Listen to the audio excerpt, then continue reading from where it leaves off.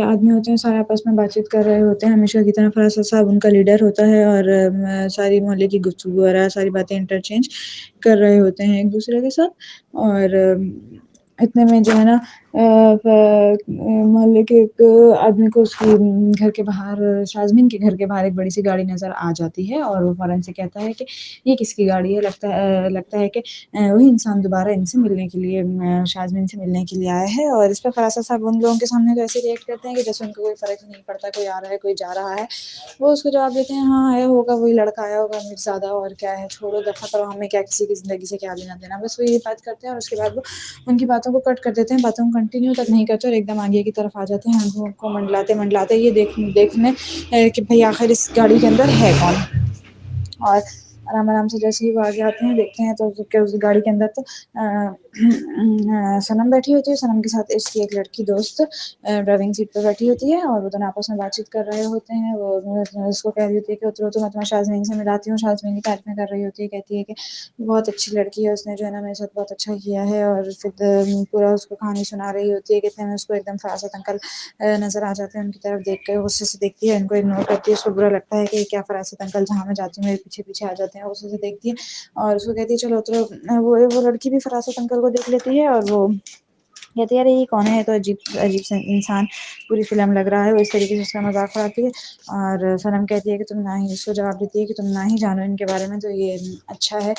جو ہے نا ایک نمبر کی گھٹیا ترین انسان ہے لیکن اس کو منع کر دیتی ہے شازمین سے ملنے کے لیے کہتی ہے کہ نہیں یار ابھی تو میں نہیں مل سکتی مجھے کام ہے ذرا میں جا رہی ہوں ابھی تم بس اپنا تم جاؤ اور ہم لوگ بعد میں مل لیں گے اور جو ہے نا جیسے ہی فراست انکل دیکھتے ہیں اس کے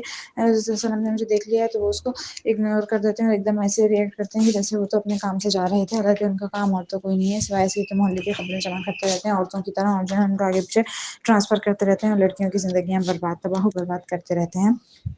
اور اس طریقے سے پھر صنم اترتی ہے اور جو ہے نا شازمین میں دروازہ جاتی ہے شازمین کے گھر چل جاتی ہے شازمین کو بہت خوشی ہوتی ہے کہ صنم اس کے ساتھ رہ رہی ہے کیونکہ ویسے ہی وہ اکیلی ہے اس کو جو ہے نا وہ اور تو اس کی زندگی میں کوئی ہے نہیں بس وہ اس کو تو اچھا لگتا ہے کہ کوئی نہ کوئی اس کے ساتھ ہو صنم اس کو بات کہتی بھی ہے کہ یار میں چلتی ہوں اپنے لیے کوئی جگہ ڈھونڈتی ہوں رہنے کے لیے کب تک میں آخر اس طریقے سے تمہارے ساتھ رہوں گی لیکن وہ اس کو یہی جواب دیتی ہے کہ دیکھو مجھے کوئی مسئلہ نہیں ہے تمہارے ساتھ تمہیں اپنے ساتھ رکھنے میں تم میرے ساتھ رہو اچھا ہے مجھے اچھا لگتا ہے کہ کوئی انسان میرے ساتھ بھی ہے میرے گھر میں بھی نانی اور دودھ ہوئی بھی ہے اور کوئی سکون وغیرہ مجھے بھی فیل ہوتا ہے کہ میرے گھر میں بھی کوئی ہے جو میرے ساتھ ہے تو تم تو اتنی اچھی ہو تمہارے ساتھ رہ کر مجھے بہت اچھا لگ رہا ہے دوسرا یہ کہ فدا کبھی بھی اپنی غلطی کا احساس نہیں ہو رہا ہے فدا جو ہے ہمیشہ کی طرح آگے بیٹھا وہ گھر میں بیٹھا اور جو ہے نا اس کو ویسے بھی چوٹ لگی ہوئی ہے اور وہ گھر میں بیٹھا رہتا ہے اپنا نوکر اس کا جو ہے نا اس کو چائے پانی کھانا وغیرہ دے دیتا ہے اور وہ یہی سوچ رہا ہے کہ میری بیوی غلط ہے میری بیوی نے ایسا کیا میری بیوی نے ویسا کیا اور مزید فراست انکل اس کا اور کام بھرتے چلے جاتے ہیں اس کو جو ہے نا اس چیز سے کوئی فرق ہی نہیں پڑ رہا ہوتا ہے کہ جو ہے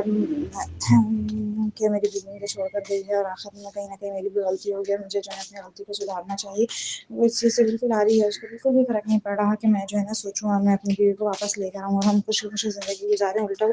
فراست صاحب کی باتوں پر یقین کیے گھر چلے جا رہا ہے اور صنم کو بھی اسی بات کا غصہ ہے کہ آخر کیوں مجھے غلط سمجھ رہا ہے اتنے سالوں میں اس نے کبھی مجھے غلط نہیں سمجھا اور فراست صاحب کے آنے کے بعد جو ہے نا کایا کیسے پلٹ گئی اور یہ ایک دم بدل چکا ہے اور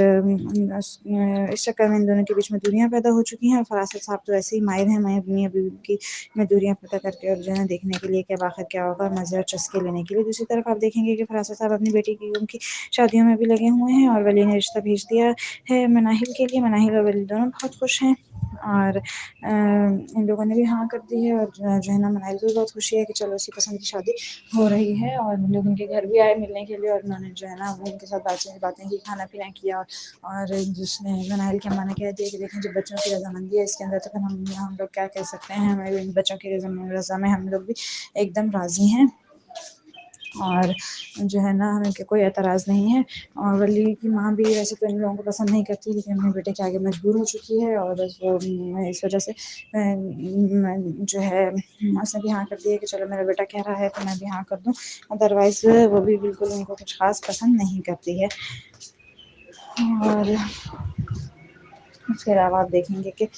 صنم نے سوچا ہے کہ وہ اپنا کیریئر کنٹینیو کرے گی اور جو ہے نا بالکل اس نے بہت ٹائم اپنا ضائع کر دیا کر دیا ہوگا، مزید گھر نہیں بیٹھ سکتی. دوسری طرف شازمین بھی اس کو سمجھاتی رہتی ہے کہ دیکھو اب فدا جب آگے بڑھ چکا ہے اور فدا جب نہیں تمہیں پوچھ رہا تو تمہیں اس کو تم کم از کم اپنا دماغ تو خراب نہیں کرو گھر بیٹھ کر. تم اپنا کیریئر کنٹینیو کرو، تم جاؤ اپنے بوتیک پر، تم اپنی چیزیں اپنی صحت سنبھالو. ہر چیز سے لوگ تمہیں فون کر رہے ہیں اور تمہیں بلا رہے ہیں لیکن تم سننے کو تیار ہی نہیں ہو. سنم یہ بات سمجھ جاتی ہے، کہتی ہے بس ٹھیک ہے اب سے میں اپنا بوتیک کنٹینیو کروں گی. جب فدا کوئی کسی بات کی کوئی فکر وہ نہیں ہے تو پھر کیوں میں کسی بات کی اتنی فکر کروں.